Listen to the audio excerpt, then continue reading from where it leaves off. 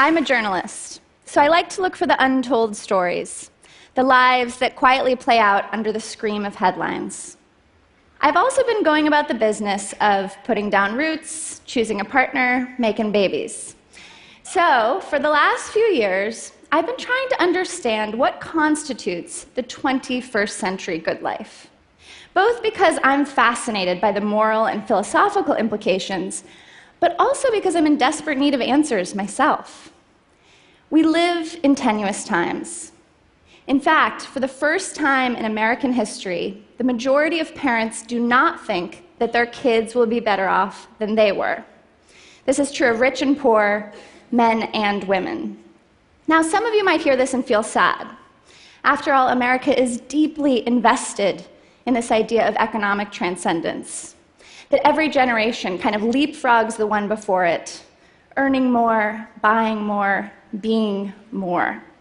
We've exported this dream all over the world, so kids in Brazil and China and even Kenya inherit our insatiable expectation for more. But when I read this historic poll for the first time, it didn't actually make me feel sad. It felt like a provocation. Better off based on whose standards? Is better off finding a secure job that you can count on for the rest of your life? Those are nearly extinct. People move jobs on average every 4.7 years. And it's estimated that by 2020, nearly half of Americans will be freelancers. Okay, so is better off just a number? Is it about earning as much as you possibly can? By that singular measurement, we are failing. Median per capita income has been flat since about 2000, adjusted for inflation. All right, so is better off getting a big house with a white picket fence? Less of us are doing that. Nearly 5 million people lost their homes in the Great Recession, and even more of us sobered up about the lengths we were willing to go, or be tricked into going in many predatory cases, to hold that deed. Homeownership rates are at their lowest since 1995. All right, so we're not finding steady employment, we're not earning as much money, and we're not living in big fancy houses. Toll the funeral bells for everything that made America great. But are those the best measurements of a country's greatness, of a life well lived? What I think makes America great is its spirit of reinvention. And in the wake of the Great Recession, more and more Americans are redefining what better off really means. Turns out it has more to do with community and creativity than dollars and cents. Now, let me be very clear. The 14.8% of Americans living in poverty need money, plain and simple. And all of us need policies that protect us from exploitation by employers and financial institutions. Nothing that follows is meant to suggest that the gap between rich and poor is anything but profoundly immoral. But too often we let the conversation stop there. We talk about poverty as if it were a monolithic experience, about the poor as if they were solely victims. Part of what I've learned in my research and reporting is that the art of living well is often practiced most masterfully by the most vulnerable. Now, if necessity is the mother of invention, I've come to believe that a recession can be the father of consciousness. It confronts us with profound questions, questions we might be too lazy or distracted to ask in times of relative comfort. How should we work? How should we live? All of us, whether we realize it or not, seek answers to these questions with our ancestors kind of whispering in our ears. My great-grandfather was a drunk in Detroit who sometimes managed to hold down a factory job. He had, as unbelievable as it might sound, 21 children, with one woman, my great-grandmother, who died at 47 years old of ovarian cancer. Now, I'm pregnant with my second child, and I cannot even fathom what she must have gone through. And if you're trying to do the math, there were 6 sets of twins. So my grandfather, their son, became a traveling salesman, and he lived boom and bust. So my dad grew up answering the door for debt collectors and pretending his parents weren't home. He actually took his braces off himself with pliers in the garage when his father admitted he didn't have money to go back to the orthodontist. So, my dad, unsurprisingly, became a bankruptcy lawyer. Couldn't write this in a novel, right? He was obsessed with providing a secure foundation for my brother and I. So I asked these questions by way of a few generations of struggle. My parents made sure that I grew up on the kind of steady ground that allows one to question and risk and leap. And ironically, and probably sometimes to their frustration, it is their steadfast commitment to security that allows me to question its value, or at least its value as we've historically defined it in the 21st century. So let's dig into this first question. How should we work? We should work like our mothers. That's right. We've spent decades trying to fit women into a work world built for company men. And many have done backbends to fit in, but others have carved a more unconventional path, creating a patchwork of meaning and money with enough flexibility to do what they need to do for those that they love. My mom called it just making it work. Today I hear life coaches call it a portfolio career. Whatever you call it, more and more men are craving these whole, if not harried, lives. They're waking up to their desire and duty to be present fathers and sons. Now, artist Anne Hamilton has said, labor is a way of knowing. Labor is a way of knowing. In other words, what we work on is what we understand about the world. If this is true, and I think it is, then women who have disproportionately cared for the little ones and the sick ones and the aging ones have disproportionately benefited from the most profound kind of knowing there is, knowing the human condition. By prioritizing care, men are, in a sense, staking their claim to the full range of human existence. Now, this means the 9 to 5 no longer works for anyone. Punch clocks are becoming obsolete, as are career ladders. Whole industries are being born and dying every day. It's all nonlinear from here. So we need to stop asking kids, what do you want to be when you grow up? And start asking them, how do you want to be when you grow up? Their work will constantly change. The common denominator is them. So the more they understand their gifts and create crews of ideal collaborators, the better off they will be. The challenge ahead is to reinvent the social safety net to fit this increasingly fragmented economy.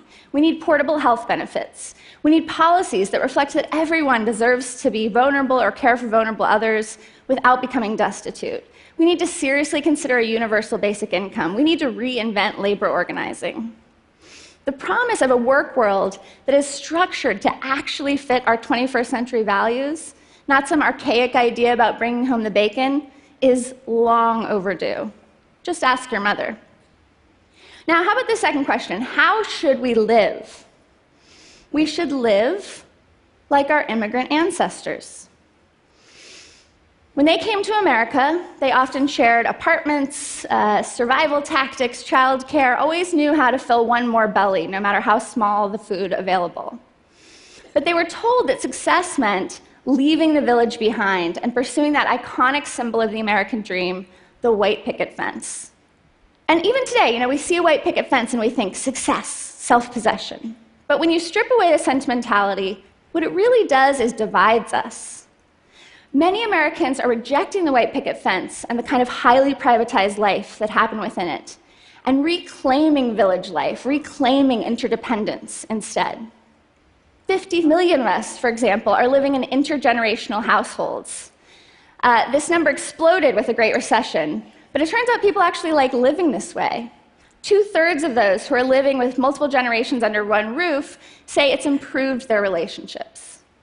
Some people are choosing to share homes, not with family, but with other people who understand the health and economic benefits of daily community. Co-abode, an online platform for single moms looking to share homes with other single moms, has 50,000 users. And people over 65 are especially prone to be looking for these alternative living arrangements. They understand that their quality of life depends on a mix of solitude and solidarity, which is really true of all of us when you think about it, young and old alike. For too long, we've pretended that happiness is a king in his castle. But all the research proves otherwise. It shows that the healthiest, happiest, and even safest in terms of both climate change disaster, in terms of crime, all of that are Americans who live lives intertwined with their neighbors. Now, I've experienced this firsthand. For the last few years, I've been living in a co-housing community. It's 1.5 acres of persimmon trees, this prolific blackberry bush that snakes around a community garden, all smack dab, by the way, in the middle of urban Oakland. The 9 units are all built to be different sizes, different shapes, but they're meant to be as green as possible. So big, shiny black solar cells on our roof mean our electricity bill rarely exceeds more than $5 in a month. The 25 of us who live there are all different ages and political persuasions and professions, and we live in homes that have everything a typical home would have. But additionally, we share an industrial-sized kitchen and eating area where we have common meals twice a week. Now, people, when I tell them I live like this, people often have one of two extreme reactions. Either they say, "Why doesn't everyone live like this?" Or they say, "That sounds totally horrifying. I would never want to do that." So let me reassure you, there is a sacred respect for privacy among us, but also a commitment to what we call radical hospitality. Not the kind advertised by the Four Seasons, but the kind that says that every single person is worthy of kindness. Full stop, end of sentence. The biggest surprise for me of living in a community like this, you share all the domestic labor, the repairing, the cooking, the weeding, but you also share the emotional labor. Rather than depending only on the idealized family unit to get all of your emotional needs met, you have 24 other people that you can go to talk about a hard day at work or troubleshoot how to handle an abusive teacher. Teenagers in our community will often go to an adult that is not their parent to ask for advice. It's what bell hooks called revolutionary parenting, this humble acknowledgement that kids are healthier when they have a wider range of adults to emulate and count on. Turns out, adults are healthier too. It's a lot of pressure trying to be that perfect family behind that white picket fence.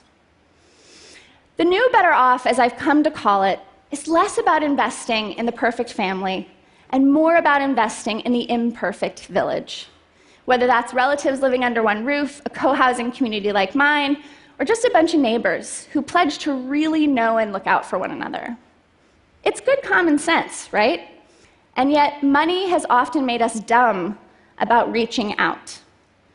The most reliable wealth is found in relationship.